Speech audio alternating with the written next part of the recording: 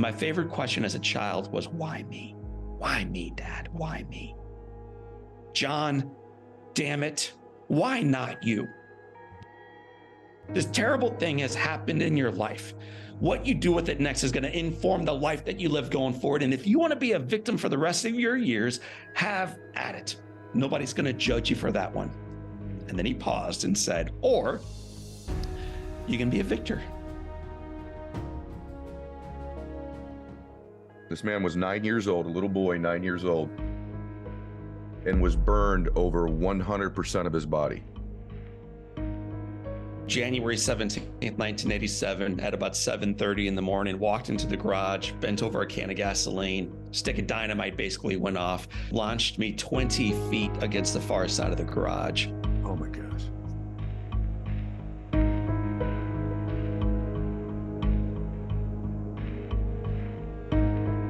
All right, welcome back to the show, everybody.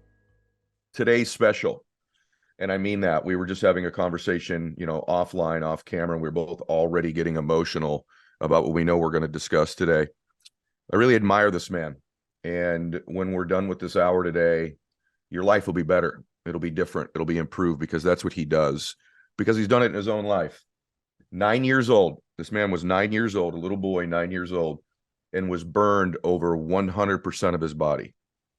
I want you to just think about that for a second. And what comes with that, with all of the recovery, all the shame, all of the scars, the difficulties that could present in one's life, but also the keys to becoming successful that you can learn from coming from that type of pain, that type of struggle. So I have a very highly qualified person today to talk about moving from victim to victor, the mindset required, the strategies, the tactics, and just overall, you're going to be inspired by this man's spirit.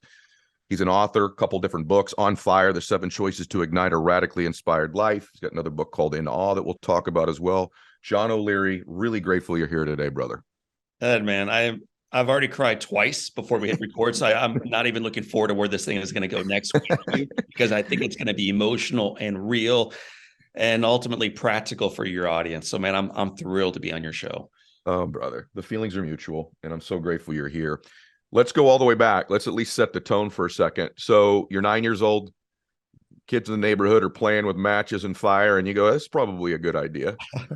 And so take us through what happened. It was obviously a turning point very early in your life, to put it mildly. Right. And, every one of us have these inflection points, and mine, one of them, took place at 9. You mentioned the kids. They got away with it. I figured I would too, Ed, and I was wrong. My dad was at work. My mother was out. The house was mine. On January 17th, 1987, at about 7:30 in the morning, walked into the garage, bent over a can of gasoline, monkey see, monkey do, try to pour a little bit of gasoline on top of this piece of paper that I had lit. And before the liquid even came out, the fumes pulled my little flame into this can. It's a 5-gallon can. Stick of dynamite basically went off, split the can in two, picked me up, and then launched me 20 feet against the far side of the garage. Oh my gosh. So that's the starting point of the story. And, when we were little, you growing up in California was where you were from. I'm from Missouri. We all learned the same thing, man. Stop, drop, and roll when you're on fire. Stop, drop, and roll. And I remember that on the far side of the garage. But dude, everywhere I looked was on fire. Oh my gosh. Like the garage immediately was engulfed. And then I looked down and me too. So I ran, I did the exact opposite of what you should do, but self-preservation, I just ran. I ran on fire, through the flames, into the house. And then I just kept on going. I ran through the kitchen and the family room. I came into the front hall. A story I very seldom share, but it's part of the journey, man. So I enter into the front hall. I'm on top of this rug, just begging and praying for a savior. I know I can't do this by myself. I'll take anybody. And I see my brother, Jim, who was 17. So he looks at me, I look at him, and I'm screaming and I'm praying. And as Jim is coming toward me, I remember thinking, God, anybody else, not him, because he's my older brother. He's not always that nice to me. And yet this is his day, man. He picks up a rug. He swings down into the flames. The flames are leaping 3 feet off of my body in all directions. Oh my gosh. Keeps beating me with this rug. After swinging down 3 or 4 times, he drops his little rug because he caught and, you know, I know you're a big why guy, big purpose-driven guy. Like when you touch something hot, what you naturally do, if your life is about you, is you drop it and you retreat. You don't do one more, to use your language. You don't do one more. You save yourself, man. Yeah. But that's what we do if it's only about us. What do we do if it's not about us, if it's about something bigger than us? And that's what Jim is about to prove out here. He picks the rug back up. He comes back into the fight. He swings down a fourth and a fifth and a sixth, and ultimately 2.5 minutes later, beats down the fire enough to carry me outside, jump on top of me, roll me around in the grass, runs back into the house, calls 911. And that's the beginning of our story toward recovery. But it began with an unlikely hero stepping up and making a difference in my life. Unbelievable. Sorry, I don't know why I know the story, why it makes me so emotional. I just picture this little boy. I don't know. I'm getting emotional now. And I know this story. I've heard it like even last night preparing again. My wife's like, "Are you okay?" I'm like, "I'm all right." Because your brother kind of wasn't that good to you all the time, like any big brother is, and he catches fire himself, burns himself to save you. And it's just amazing. You talk a little bit, and we'll keep going with the story, but I heard you say something about everyday people becoming someone else's miracle. Is that the way that you said it? Something along those lines. And that's sort of what Jim did for you. And so I wrote a book years ago called On Fire. And if you look at On Fire, when they first published it, there was a picture of O'Leary wearing a suit, looking at the reader, like arms crossed, like, "Look at me, people." Yeah. And I wrote him back and I'm like, "Hey guys, before you come up with the cover art, read the book." Because that book is not about me. It's about ordinary people, man, doing extraordinary things well. Brothers and sisters and parents and neighbors and EMTs and doctors and nurses and custodial staff and radio announcers, ordinary folks doing work well. And so when they came back with the cover art in round 2, there's no picture of John, and I don't mind pictures of me, but there's no picture of John. It's a picture of the words "On Fire" in like gold and red and orange flame, mirror-like material. So when people see the book, they don't see my picture, they see theirs. Literally, you can see yourself in the cover. And it's my hope when people check that out or check out our work, they don't recognize how good I am or how much I went through. They recognize how good they are, how called they are, and how much potential they have in their lives to be part of someone else's miracle. Unbelievable. So yeah, man, that's the call, to recognize the gifts that you have and then use them.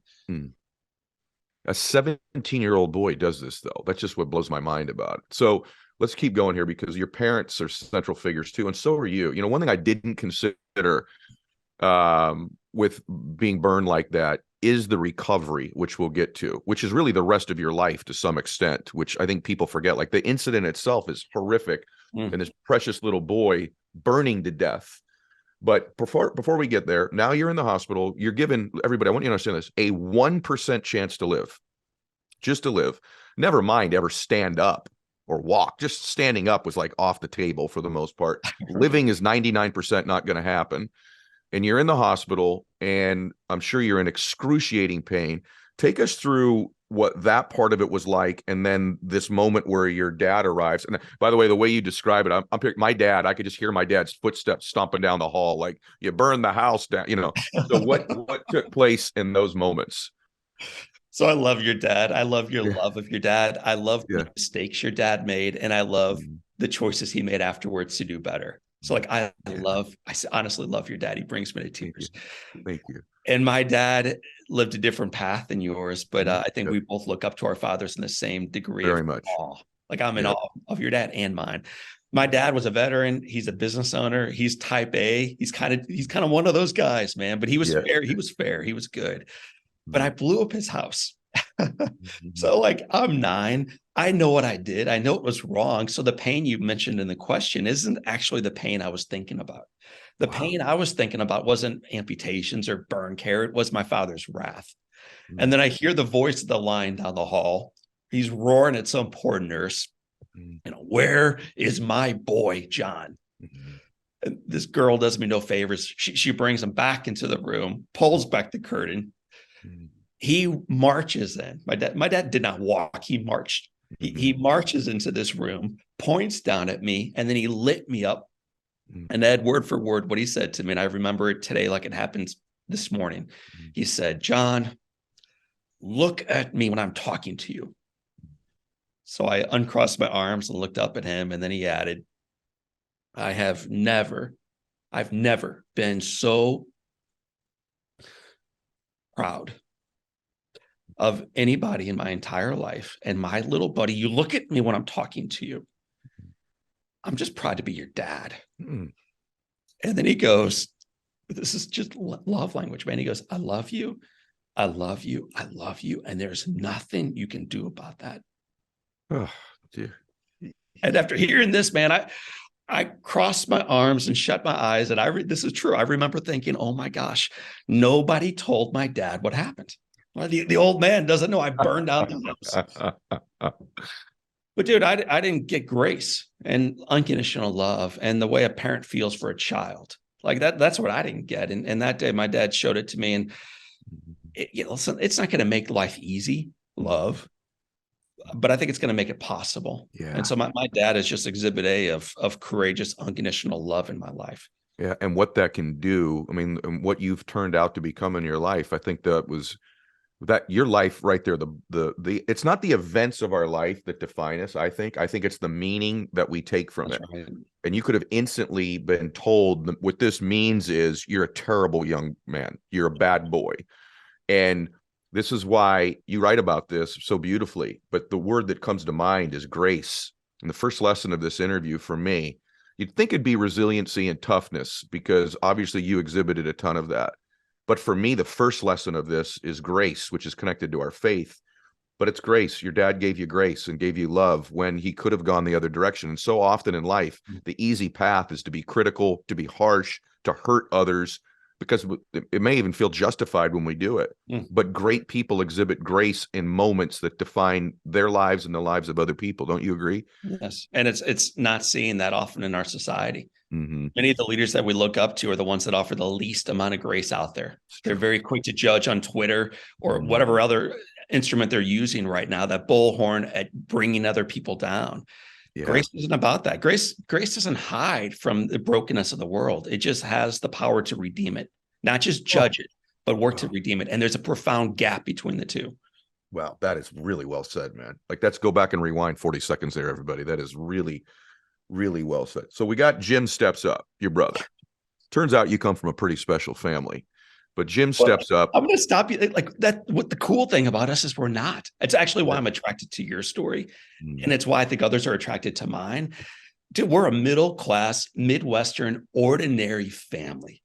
Not exceptional in the least. Jim wasn't exceptional. There's stories of what my sisters did the morning I was burned. They weren't exceptional before they did it. They became exceptional in doing it. Yes. It was the moment that made them exceptional, not the preparation so much for it.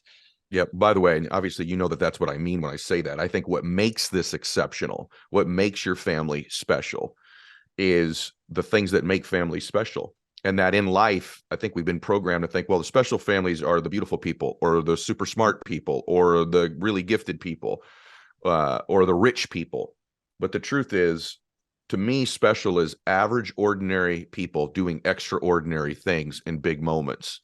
And Jim did that. Your dad did it. And your mother taught me a lesson with what she did when you came home and you're having dinner.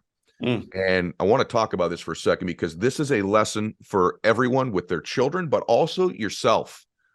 There's a deep lesson in what your mother did here. And I know what you mean by the fact that you come from an average, ordinary family. We both acknowledge we both do. But your mother, somehow in her discernment as a loving mother, did something very special that I think in that moment, and I know it is because you write about it. So it's got to be, it's kind of shifted what this was going to be for you. Right. In this moment, and he's going to describe it, I want to just set the frame. You could have easily been the victim now. Our poor boy, he's been burned. Let's just care for him, right?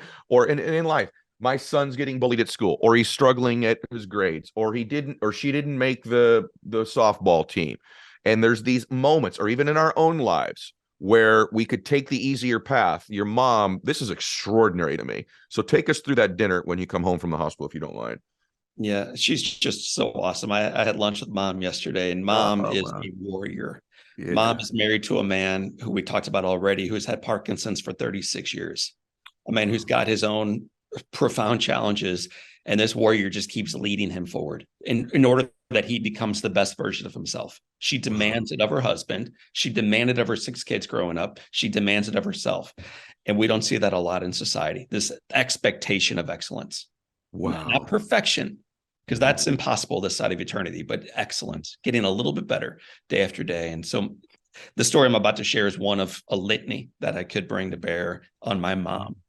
So, and I'll get emotional sharing it because, again, I don't always tell this story, man, but here we go. So I'm 9 and I got burned bad, and I spent 5.5 months in hospital, and it was a street fight. It was hard. It was impossibly hard to describe, but you go through amputations and skin grafts and surgery, and the miracle takes you come home. Something most people did not expect, we live into. And then they've rebuilt my house. So this house fire that destroyed everything, it's now rebuilt. That's amazing. The 6 kids are around the table. That's awesome. The dogs are there. My mom and dad are there. The dinner's on the plate. Awesome. It's all good. The problem is I can't eat. You use the word that I love because it drives me crazy, the word victim. Man, I'm a victim. I'm in a wheelchair. I don't have fingers. My life has been cut short. So although I survived, what kind of life will I live? Not much of one. Just ask me. I'm a victim. And my sister Amy, who is another one of the heroes in this story, many times over, she grabs a fork, she scoops up a little bit of potatoes, and she starts bringing it toward John O'Leary's mouth. So this little victim boy is about to eat finally. And right before the fork with the potato goodness enters into my mouth, my warrior mother says to Amy, Amy, drop the fork. If John's hungry, he's going to feed himself. And you're like, and you know, you have a heart, man. So you can imagine what's really going on here. Yeah. I look at my mom and I say, Mom, I can't eat. You know, I'm hungry. My mom doesn't look at me. She looks at Amy and says, Amy, if John is hungry, he will feed himself. And then with that, she just looks back down at her plate and starts eating again, which sounds incredibly cold-hearted. Yeah. And that's how I felt, for sure. And after begging her to feed me and all this other stuff, long story, Ed, made very, very, very short. 2.5 hours into that celebration, formally, the plate had been flipped twice. The dogs had been well fed. The kitchen's cleaned. Everyone else is gone. My mom is at the head of the table with me. I think that's important to say. She's there with me. I didn't know that at the time, but she's there with me. And 2.5 hours in, this little fella figures out a way to wedge a fork between his 2 fingerless broken hands, pick up some cold potatoes, start moving them toward his mouth and eating. And in the entire time, I remember chewing on those potatoes. I remember thinking, I hate my mom. I hate my evil mom.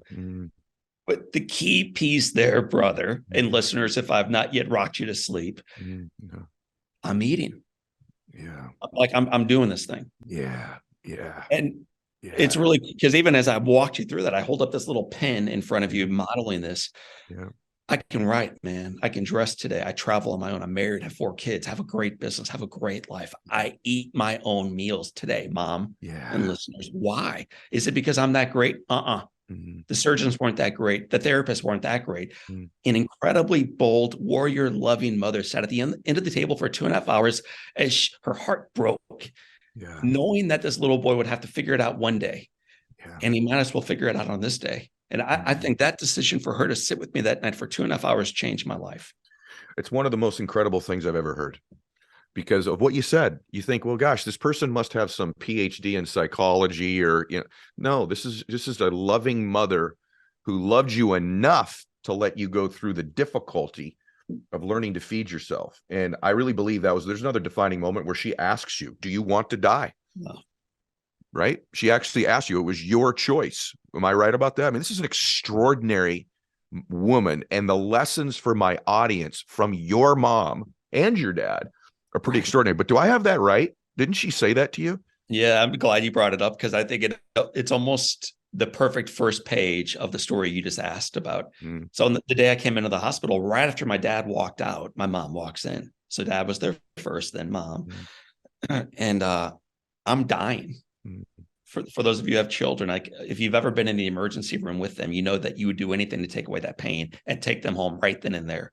I'm dying, and mom knows this, and I'm grasping on for hope right now. And I look at her and I say, Mama, am I going to die? And when a child asks a question like that, the answer they're hoping for in response is the word no. Right. You're not going to freaking die, dude. What the heck's wrong with you? Who told you that? So I expect her to give me hope, which is a lovely thing to have. But sometimes what we need is truth. You've written about your dad and how someone loved him enough to lay truth in front of him, make a different decision. So she lays in front of me truth, and she says, baby, do you want to die? Your choice, not mine. Like the decision point of life right here, man. It's in the emergency room. It happens right now. We're not waiting for tomorrow because tomorrow is not promised. Do you want to die? Your choice, not mine. And I look at her as a scared 9-year-old boy, and I said, Mom, I don't want to die. I want to live. So she says, good, baby. Look at me. You take the hand of God.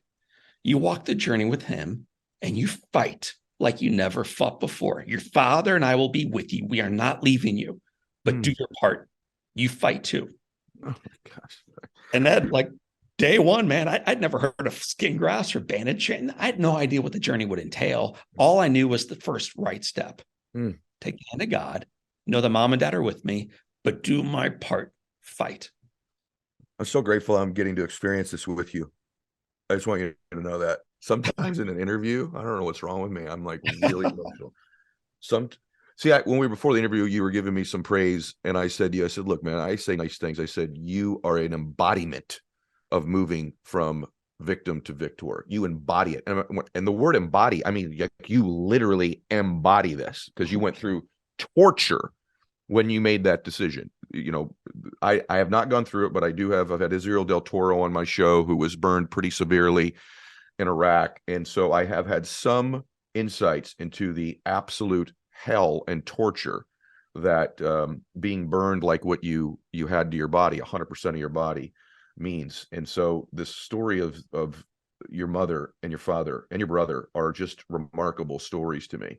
I want to shift and go forward because I think there's a massive lesson here with you, which is that once you got through, well, you're never totally through it. John still suffers from who gets some sores and different things right now in his life. Am I right about that? You still reminded all the time of the difference with you compared to what it may or may not have been. True? It is true. And ironically, and it's through the actions of one of my sisters that we probably won't speak about today, but my face is not burned. So when you look at me at glance across a coffee bar, you see a very ordinary looking guy. But right below that face starts the neck. And from the neck to my toes, it's 3rd-degree burns. So although I look at first glance, well, you know, dark hair dude, you know, normal looking fella. Yeah, right below that, though, it falls apart. So I've burns and scars and sores, like you mentioned, from my neck to my toes. It's a constant daily reminder of what I've been through. What about, though, this is what I want to ask you. This is where I think this is a massive, oh my gosh moment for my audience, and it was for me. You sort of hid the story most of your life. In other words, which is ironic because we're talking about it now, but you spent most of your life trying to say, no, I'm normal. I'm normal. I'm normal. I'm normal. And I think you have somehow discovered in the process that the real beauty in life is being vulnerable, authentic enough, courageous enough to reveal the scars in our life, metaphorically and literally. So we all have scars. Like I have found when I've been willing to finally talk about my childhood with my dad, that the impact I've made is much greater. I think most people think, oh, my divorce disqualifies me from being successful or happy, or my sin has, or you know, my financial failures, or some part of me that's inadequate, my scars, my weaknesses disqualify me. And you spent a pretty decent part of your life sort of trying to hide your scars. So speak to that for everybody, because I think everyone needs to. This is maybe one of the great life lessons you'll ever hear, everybody. And it may be going into 2023, which is coming soon, for those of you listening at this time. Maybe it'll be a different year for you after you hear John speak to this. So go ahead, John. It's a lot of pressure on me. So hopefully we live into it together, Ed. Let's change gears, man, for individuals. And the cool thing is our conversation reminds them that they can do this in their lives. So like, it's not my job, but it is our job collectively to do this work. And it is possible. You got to eat your own potatoes. Yeah, that's right, brother. Yep. When you're burned as badly as I was, the dream in life is not ultimately to end up on your show, Ed, or to become a speaker myself. Right. My dream was to be ordinary. Like all I wanted out of life was to disappear. And I did that for a long time, for 20 years. Like I started my own business, but I started my own business to not interview with people because I was so shy, man. I don't like being judged. So rather than being judged, just do my own thing. So I did that. I never told anybody how I was burned. I went to college and all this stuff, but never told fraternity brothers or roommates what had happened to their roommate or fraternity brother. It was my story, my scars, my past. We're not going there. Wow. And then two things happened over the course of 3 days that changed my life. And this is the way the universe or God works, I think, if you're paying attention. I'm 28 years old, and in a church service on a Sunday, a pastor is talking about talents. Yes. And as a Midwesterner, I'd always known what I had, one talent. Intellectually, you and I share that. You talk about being the least intelligent in your family. Me too. And I'm not exaggerating. I'm not that intelligent. I'm not that good looking. I'm not that athletic. I'm not that driven. All these things I'm not. So I'm not talented. So he says, if you got 5, double, 3, multiply, 1. Now he's looking at me and he talks about how you're called to do something with that talent. And he gave us a pathway forward to multiply that talent, to do something mighty with the gifts we have. Even if it's only one gift, do something, man, do something. And if, for those of you in the audience, if you've ever been in a big room, but it seems like someone's looking at you when they're talking, like this pastor's looking at me. 2 days later, I'm working. I'm doing construction at that time. I ran my own development business. Which is hilarious to me, by the way. You're burned. You've had amputations. You don't have your fingers. You decide to be in carpentry or like construction, which I think is just another part of the story that's great. But go ahead. Well, it's ridiculous. It was the way, without knowing it, because I'm not that self-aware, of proving to the world I'm worthy. Yeah. But I can't prove it yet to myself. When I don't recognize I'm already worthy, I'm always trying to prove it to everybody else, man. So just look at what I'm doing now. I'm building. I'm on a ladder. I'm earning all these things. I'm proving you how normal I am. But I wasn't, and I'm not confident. That's for sure. And on that Tuesday morning, my phone rings, and it's a little girl, and she says, "Mr. O'Leary, would you speak at my school?" And Ed, I've never spoken anywhere, but I said yes. On the heels of that conversation from Sunday, where if you have one talent, multiply it. Okay. So I said yes to this little girl. I practiced a talk for 40 hours, walked in front of this room, had my notes in front of me, never looked up at the little monsters. And that's my first gig, man. 3 Girl Scouts in St. Louis County. Wasn't even paid with a box of Samoas. So there's no income, man, coming out of this thing. My gosh. And on the walkout, these little girls are hugging me, which was sweet. And then one of the dads says, "Dude, that was killer. Would you speak at my Kiwanis meeting?" Never heard of Kiwanis, but I'll go. One of those guys was a Rotarian. One of those guys was Chamber of Commerce. And we just kept saying yes. No goal in mind. And I know you're a big goals guy, me too. But the goal back then was to be open to yes. Yes. Open to. And it led over time. And if you want to rewind and ask more about it, we can. But it led to 2,500 events. Couple million people live, tens of millions virtually, by being willing to vulnerably say yes to that first group of 3 Girl Scouts. Yep. Well, and also say yes to, hey, here's my scars. Here's my pain. I think that, it's been said on my show multiple times that we're most qualified to help the person we used to be. And and that's awesome. There's a great saying also about, listen, if you really want to impress people, try to show them how perfect you are or normal you are to your language. But if you really want to impact people, reveal to them your imperfections. And I don't think enough times in life, I want my audience to understand this. Your imperfections are your pathway to you creating change in your own life and other people's lives. If you'll just accept that. And by the way, it doesn't mean we don't work on our weaknesses. What I'm saying to you is that that's your special. That's right. When we were talking earlier about, well, my family's average and ordinary. You know what I meant, and I know what you meant. And I'm saying that the average, ordinary people like myself, like you, that have had something special happen in their life, the irony is the pathway is their mistake, is their scar, is their setback. And so look at that area of your life and decide, what can you do with it? And I'm going to tell you, not all the people that win in life are 6'4" and hit, run a 4.40. and could dunk a basketball or are supermodels. That's a really small group of the happy and successful people in life. 99.9% of the happy and successful people in life are average and ordinary people who have done extraordinary things in very simple ways. I'm curious though, didn't your parents write a book about this, which is sort of, again, your parents kind of had to nudge you out there one way or the other, this story was going to get out there? Or do I have the sequence incorrect? No, you're right. And that's how the little girl heard about it. So Okay. my mom and dad always wondered how their child's story would end. Mhm. And for the parents in the room, you understand what I'm talking about. They're like, how does this thing go down? And they weren't sure, even as I'm progressing through grade school, middle school, high school, into college. And on the day you and I are recording this, it's November 22nd as we record. Mm-hmm. It's the anniversary of the day my wife, Elizabeth Grace, and I married. So this is our 19th anniversary. But Happy mom and anniversary. Wow. dude, I'm honored. Yeah. So they're in church the night that their son is on the altar wearing this goofy looking tuxedo that doesn't fit right. And then they look behind them and they see this girl in white with brown hair and brown eyes, and she's stunning. She's gorgeous, walking toward the altar. And then they see us take hands, and my hands are broken and hers are perfect, but we say I do, and we kiss, and we turn around and we walk down this aisle. And that's the first time they recognize how the story ends. It's actually just how it begins. Mm-hmm. But the painful story of their 9-year-old son being burned ended beautifully with a beautiful lady and an incredible life in front of them.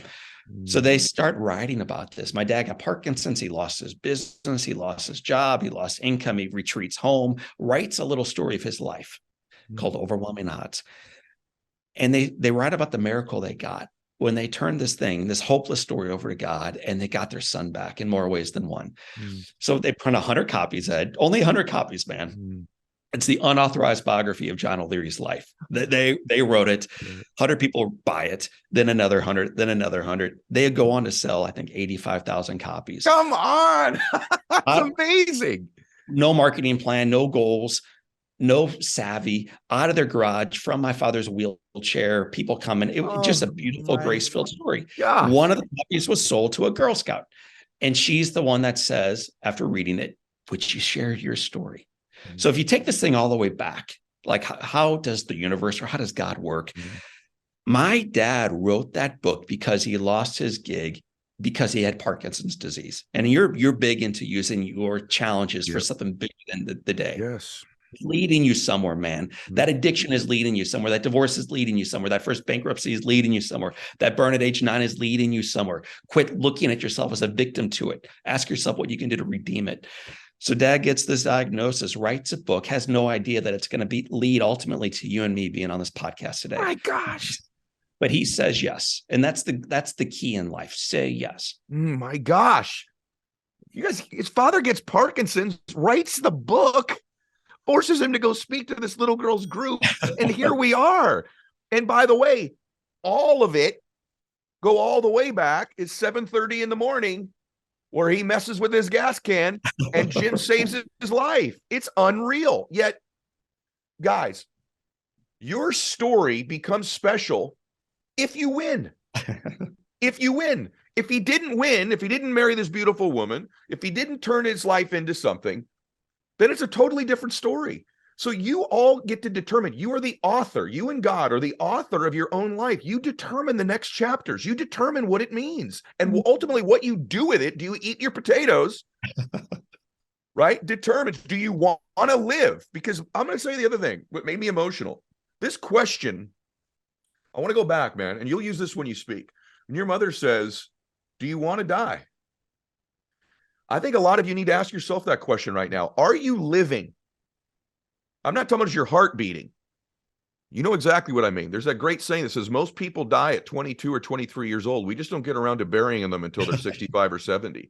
So those of you listening to this, are you living? Do you want to die? You know what I mean by that? I mean, do you want to live? Because what John's response was, no, Mom, I want to live. I don't want to die. Maybe it's time you ask yourself this question. What does living mean to you? What is your calling? What is your purpose? What are the scars you need to reveal? What is the redemptive story you have? And here's a pathway for it. And I've never heard someone say this before.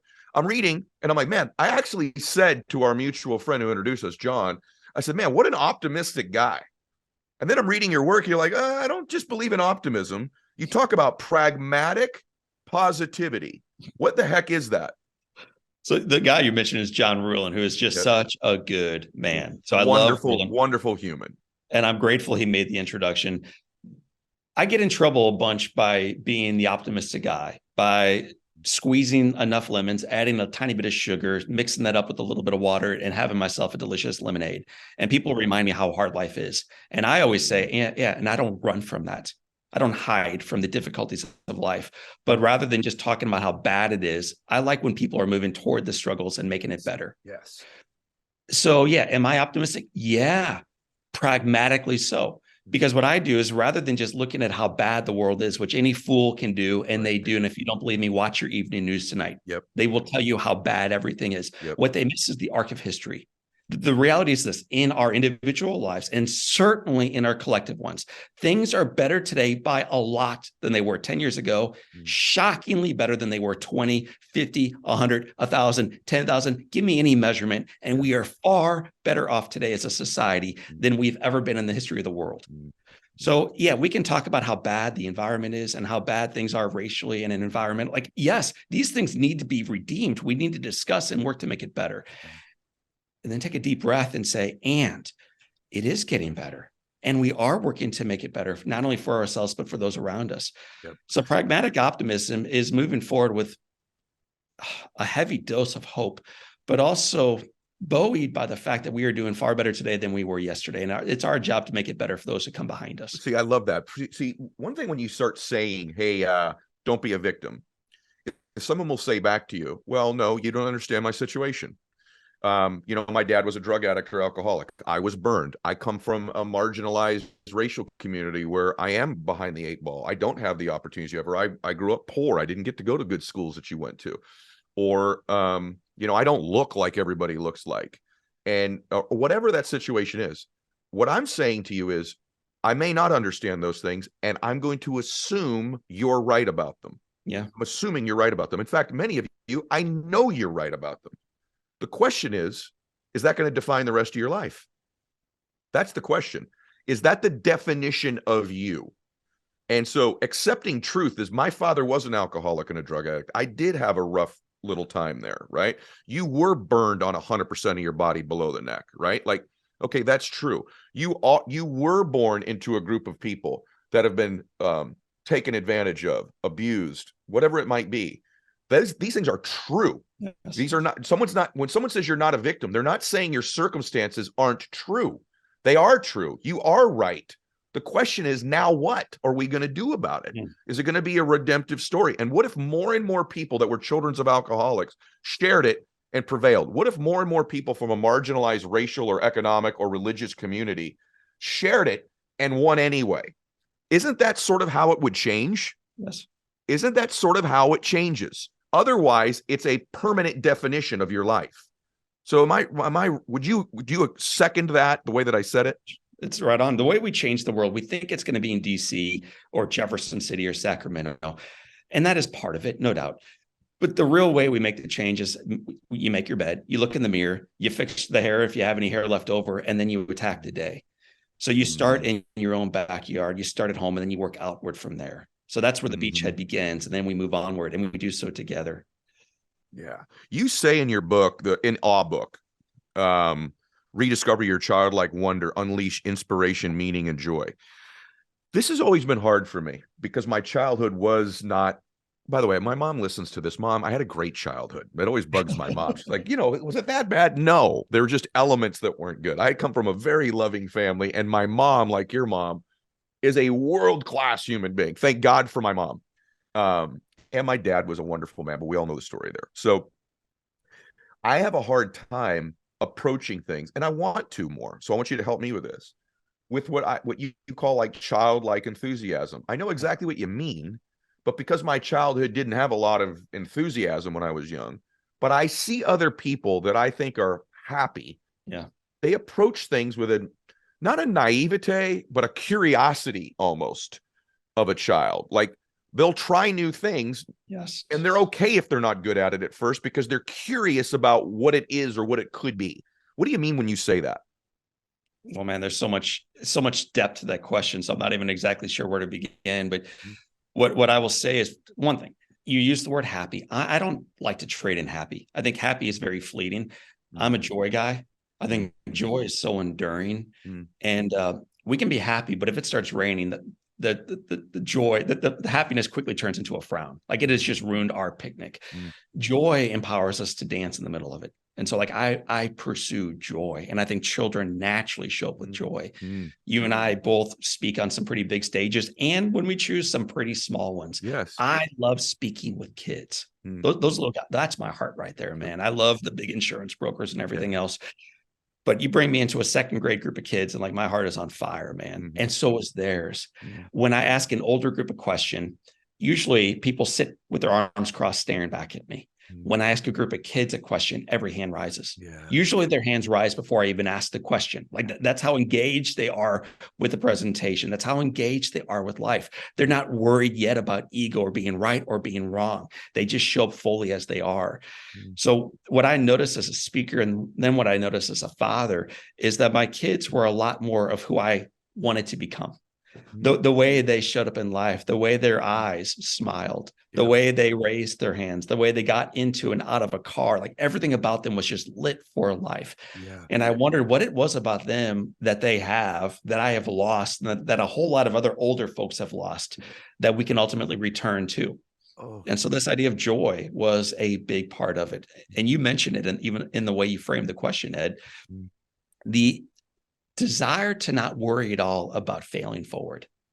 I think so many times the reason why we don't ask a question, raise our hand, participate in life, try something new, is because we've been either taught or we've learned that we don't want to fail again. We don't want to fail again. Kids haven't learned that lesson yet. So they are tripping their way forward. But the cool thing is after they trip, they get back up and they do it again. And that's ultimately how we learn. It's how we grow. I say in my book, I talk a lot about that, 1% of the population operates out of imagination and vision. And over time, as adults, we learn a way to just operate out of history and memory. And children, I think children are happier or more joyful, to use your term, than adults, because one, they were more recently with God, and two, they operate out of imagination because they don't have a history and a memory. But at some point, history and memory starts to dominate our life, and that becomes the filter, the prism that we see our life through. And what happens is we just continue to repeat the same emotions, the same history, the same memory. If we can return to what you call joy or curiosity, I call imagination. Just to begin to imagine what your life would be, imagine what the day could be, imagine what the relationship could be. I'm curious though with you, because I think some people go, that sounds good, but I'm constantly reminded of what my life could have been. Or, I'm 30 or 40 years old now, and it didn't turn out like I thought. And for you, you live this, like you're constantly, is there a strategy you use? Because I got up this morning and took a shower, and I'm like, I got to lose 3 pounds here. I got to do this or whatever. Right. But I thought about you this morning, ironically, not in a weird way. Should we end the interview early? Like, I think we should stop. But I thought about you this morning. I'm like, when he does that, he looks down and is reminded of this event. It's physically there. And so many people in life, the reminder or the comparison to other people's lives, or what their life once was or could have been, or they hoped it would be, is a source of consternation for them, if not frustration, depression, anxiety, and holds them back. How do you deal with that reminder of the event of your life, or what it could have been, or what you could have looked like? Awesome. So two things. And listen, you were going to be a major league ball player, and that changed for you too. So we all have these experiences in life that take us on a path we were not expecting. So let me give you 2 quick stories around choosing the path going forward. The first was when I'm 10 and a half, getting ready to go back to school. I'm still in a wheelchair. So today, Ed, when you and I see each other live, I'm going to hug you. I'm going to run over to you. My legs both work, but they did not for a couple of years. So I'm in a wheelchair. I don't have fingers. I'm struggling, man. And I know the people back at school are going to make fun of me. I know my life has been victimized. I know I'm shattered, and I know I'm damaged goods. And my favorite question as a child was, why me? Why me, Dad? Why me? So I'm having this conversation with my father, who is my hero. Today, he is unable to speak due to Parkinson's, and he has more wisdom and joy in his heart than probably I'll ever know this side of eternity. When my dad still had the ability to speak, though, I'm asking him, why me? He's explaining all these things that have happened. And I say, Dad, seriously, but why me? And eventually father stands, he walks to the bedroom door, he shuts it, but he's on the inside of the bedroom, which is unfortunate. He walks over to me, he kneels in front of me, he puts his hands on my thighs, looks me square in the eyes and says, John, damn it, why not you? This terrible thing has happened in your life. What you do with it next is going to inform the life that you live going forward. And if you want to be a victim for the rest of your years, have at it. Nobody's going to judge you for that one. And then he paused and said, or you can be a victor. You can choose this path going forward. And then when we roll you into that classroom tomorrow, and eventually when you walk into that classroom, every single classroom of life that you go into, people will look up at you and all that you've overcome. And then Eddie says, John, victim or victor? Honey, it's your choice. And he leans forward, he kisses me on the forehead, stands, walks out of the bedroom, pulls the door shut, and I'm in a wheelchair with bandages, getting ready to go back to school with that percolating now in my mind. Victim or victor? Honey, your choice. So you asked me, John, how do you do this in the morning? Because this morning I took a shower, and although you need to lose 3 pounds, and I don't think I thought that about you because you're about as fit a guy as I know, I'm looking at a broken body, man. And when I look in the mirror, I see a different story. I don't see the need to lose 3 pounds. I see a miracle. Like I'm shocked every time I look at my broken, scarred body that I'm in this game still. I should not be here. I'm a miracle. The deal is, though, I know it, but we should know it. The fact that any one of us is alive at all is nothing short of a shocking, stunning, cosmic gift. And our job is to act like it. So my dad taught me that choice early in my life. And then just a couple of years ago, and then I'll wrap with this. My son reminded me of it. I'm in the mirror. I'm shaving. My shirt is off.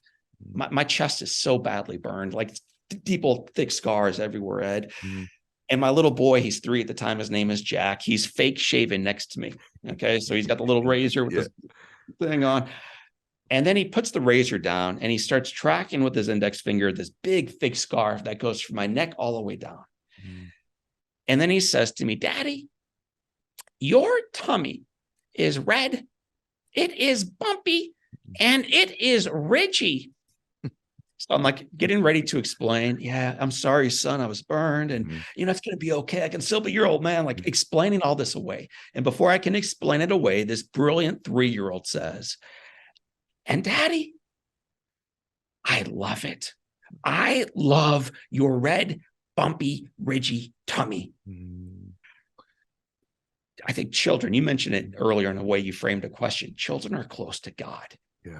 And then we get closer to technology, and we get closer to headlines, and we get closer to ego, and we get closer to all this crap that draws us away from who we really are and whose we really are. And sometimes we need a loving father pre-diagnosis to remind us, victim or victor, your choice. Sometimes we need a 3-year-old beautiful little boy to say, hey, the brokenness is good. I love it. I love it. So yeah, I see brokenness every time I take a shower, every time I look in the mirror, and every time I stand up. But today, rather than being a victim to the circumstances, Ed, I just choose to rise up and give thanks for it. Can there ever be a better conversation than this in the history of the planet? I'm serious. I'm like, come on, guys, this is unbelievable. We talked about, I'm just blown away. I'm just blown away. Very rarely on the show do I get like this. I'm so grateful we're doing this, man. I'm just really grateful for your remarkable being. And I know you don't accept that, but you are. But I don't think it was all you. And I don't think it was all your parents. And I have to ask you how faith has played into your life and throughout this. When you've been talking the whole time, I'm thinking about what a blessing your parents were to be chosen to be your parents. And what a blessing is that God chose you to have this circumstance, because he knew that we'd be talking about this today. And he knew that millions of people were going to hear this story. And I have to ask you about faith in your life. You said universe and God, but I have a pretty good idea that it's not just the universe to you. But do you mind telling us what the role of faith has played in your journey? If there was any when you were 9, and if it's greater now, and what that role's been in your world. Yeah. So I think you and I grew up with a similar faith background. I grew up in the Catholic Church. I think you went to St. Dennis. I might wrong on that. Brother, you're unbelievable. Yes. I went to St. Clement, man. So we're brothers from 3,000 miles apart. Okay. But we were doing the thing, just kind of doing the thing, dotting I's and crossing T's, and church on Sundays, prayer before dinner, ambulance goes by, you say an Our Father, like that kind of stuff. But homework used to be for me like coloring Jesus. And I remember right before I got burned, I colored a picture of, I think, Peter coming out of the boat, walking. And I remember, this is like, I've never shared this, but I remember that night coloring that little picture of Peter walking on the choppy waters, thinking, if ever called out of the boat, I can walk on water too. I can do this. I'm that confident in God's goodness and his grace and in his power that if he called me, I'm good. So that's the lead in to me being burned, to my mother saying, hey, do you want to die? And me said, no, I don't want to die. Good. Okay, good. Then take the hand of God. When she said that, Ed, it didn't really matter what the doctor said on odds of survival or not. I already knew what was happening here. I'm out of the boat, man. I'm walking. It's going to be a while. It's going to be painful, but we're walking. We got this. So with the hand of Jesus kind of pulling me forward, 5.5 months in hospital, I walked. Years of recovery afterwards, I walked. But as most of us go in our faith walks, we go up and down, close, and then push away from God, from whatever faith we grew up in. And there were a lot of things that I prayed for in my life that never came to pass. I prayed for a girlfriend. That never happened. I prayed for fingers to grow back. They still haven't. I prayed for scars to fade. They haven't. I prayed for a job where I would be paid well for my work early in my career. That did not happen. I paid to be like all the stuff I'm praying for. My friend Mark Haberberger, drinking and driving accident. He survives. We pray for survival. And then we get the call that it's not to be. And if you don't wonder sometime, well, where's God in this? Where's God in this? We get to wrestle with our faith. And then eventually the faith goes away from a coloring book or our parents' version of faith into ultimately our faith in God, my faith in Jesus Christ. And so today my faith is so enduring. It is so endearing. It is so powerful. I could flop this podcast interview with you and I just don't care because I'm not trying to prove myself to you, Ed. And I love you, man. I love your fall. I love the work you're doing, but I'm not here for you.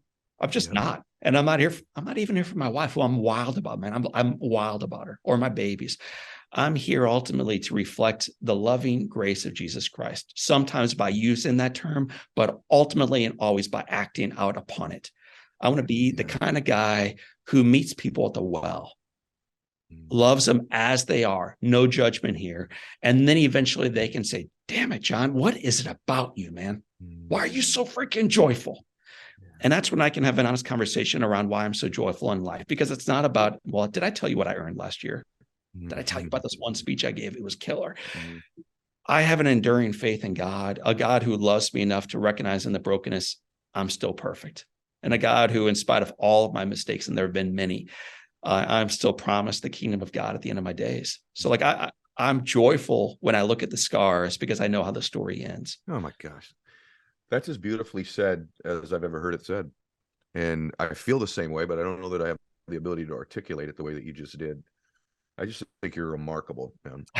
I really believe I'm so excited because I can feel sometimes when I do, by the way, every show's precious to me because I only do one a week. So there's only 52 of them a year. I take the seat you're in very seriously. And because I love humans and I love our community here. And there's sometimes though that when I'm doing this and I'm overwhelmed with gratitude with what I know it's going to do for someone and many someones. And you're doing that right now. I want to ask you one more question on the behalf of someone listening to this. And someone's listening to this and they're crying and they're emotional, or they're running on the treadmill and now they're doing level 10 when they're at level 2. And, or they have someone they want to share this with, and that person is at that point of their life, metaphorically. They've been burned one way or the other. They've been burned. And they're laying there, and the recovery may not even be over. There may be some more pain coming their way. Right. You know, they may not be at the end of that burn, metaphorically. And they say, but I do want to live. I want to make my dreams happen. I do want to make something great happen with my life. And the truth is, I just don't know where to start. And if they ran into you at a Starbucks and said, can I have 3 minutes? And they asked you that question, what do I do? I know that's a hard question, John, but you've risen up to everyone I've asked you today. So I'm going to come with the biggest one last. What do? I want to live. What would you say to them? Well, I would end by giving them my number and honestly tell them to stay in touch with me. And I know this is maybe reckless, so you can cut me off if that's bad, but I would give you my office number and I would tell you to call me and that I love you and I'm here for you and I'm serious. At the end of my days, and you hear the emotion because it's real. Are you offering your phone number up right now? You weren't totally, really doing man. that, right? Like, I don't want to be remembered as a speaker. That honestly bores me. I'm not a motivational speaker or an author, podcast host. They're talking about doing a movie on our life. We have coaching, like all this stuff. That's stuff.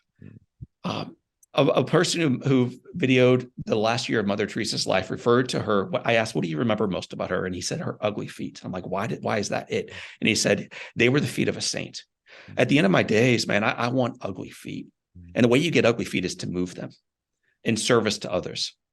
So I want to have, like, when you come by Ed and you're at the wake and you're like, hug Beth. I hope it's an open casket, both the top and the bottom, and I'm shoeless. And you're like, damn, that guy's got some ugly freaking feet. My God, put some socks on that boy. So beautiful. But I'm serious. We want to have ugly feet around here. So I'm going to give you my website and our number and seriously say, if you're there and you're struggling and you need somebody, we're in. So my website is johnolearyinspires.com, johnolearyinspires.com. The number that is like our text line is 314-202-5373. That comes to me. And if you're struggling and you're like, dude, I need an advocate. I need someone to pray for me. I need someone to love me. There it is. So 314-202-5373. Wow. And then the advice. One is, Ed and I have been there, and anyone who's ever done anything mighty in their lives have been there too. We've been there with the drapes drawn and the sheets up and a bottle nearby, wondering if we can even take the next right step forward. So if that's you right now, just recognize you are in good company, including the three of us on the show right now. We've been there. The second thing is that this thing that you have been through doesn't have to define what you go through next.